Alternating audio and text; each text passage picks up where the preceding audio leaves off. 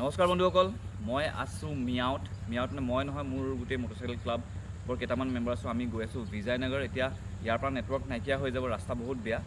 মিয়াউত যদি কেতিয়াবা আপোনালোকে থাকিবলৈ বিচাৰে তেন্তে আপোনালোকে ডাফা ভেলী টুৰিষ্ট লজত থাকিব পাৰে। বিৰাট ধুনীয়া জেগা, ছেমি গভৰ্ণমেণ্ট হয় বুলি শুনিবলৈ পাইছোঁ। ইয়াত লিখা আছে department of tourism, government of Arunachal Pradesh, Miao district, Changlang. ৰুমকেইটা চফা, বাথৰুম ধুনীয়া, একদম আপোনালোকৰ কি বোলে গিজাৰ লাগি আছে আৰু একদম বিৰাট চফা এজ কম্পেৰেটিভলি কিছুমান জেগাত অসমৰ যোনবিলাক থাকে।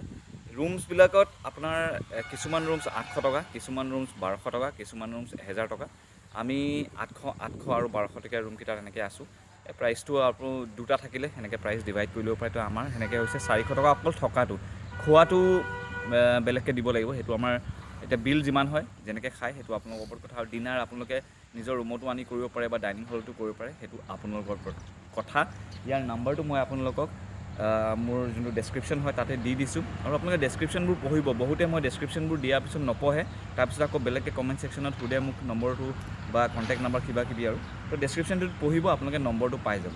এয়া হৈছে ডাফা ভেলী টুৰিষ্ট লজ।